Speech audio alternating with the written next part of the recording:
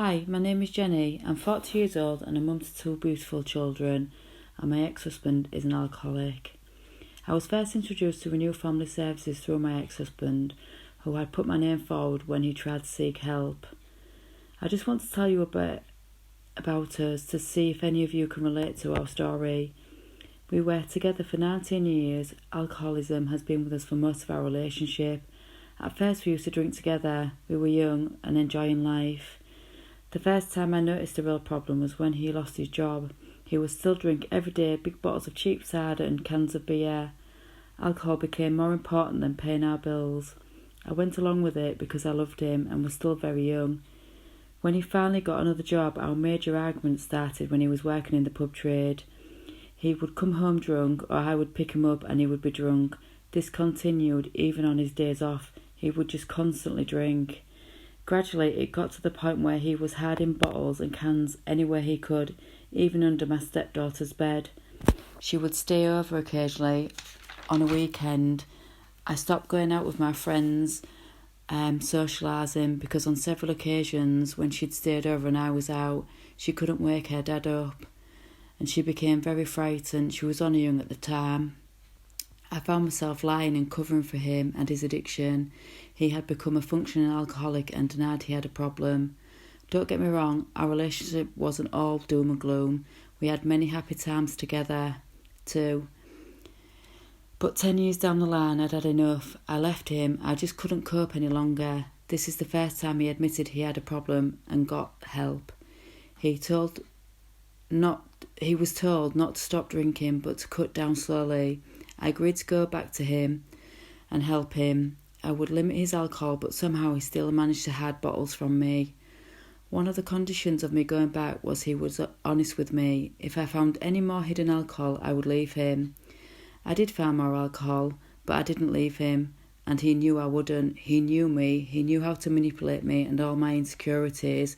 He also knew how to win me over. If you met him sober, he was very charming and lovable, but he used to tell silly lies, and when people asked me things, I didn't have a clue what they were talking about. I used to carry the lie on because I didn't want people thinking bad of him. I carried a lot of guilt. I knew what he was doing, and he didn't seem bothered about the consequences of his actions. To the outside world, he had everything: a nice house, a nice car, and two beautiful children and a wife that loved him. But we weren't enough for him. I thought I could fix him, and for a time after our son was born, I felt things were falling into place. We got married, he was earning decent money. After our daughter was born, we decided to move houses. This is when things got gradually worse. His mental health started to deteriorate, and self-harming became a frequent event. This was the final straw for me. I couldn't take any more manipulation.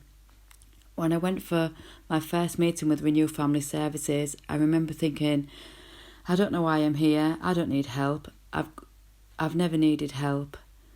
One of the questions I remember Debbie putting to me was, who's helping me? And I said nobody, because it's true. I didn't want family and friends knowing the truth. I was married to an alcoholic. I felt shame and embarrassment, so I hid the truth from them all. It felt good to finally unburden myself. I opened up to Debbie about what was happening. I cried loads. She listened and gave me advice. She asked if I would like to attend Renew Family Service groups meetings. I agreed because in that moment I hadn't realised how much alcoholism had affected me and my mental health. My first meeting was daunting, but everyone was friendly and made me feel welcome. I started to learn and understand our relationship cycle and how to break them. I was hearing all different people's stories, not just with alcohol but drugs too. Mums, dads, husbands and wives, all in similar circumstances to me, but each one very different.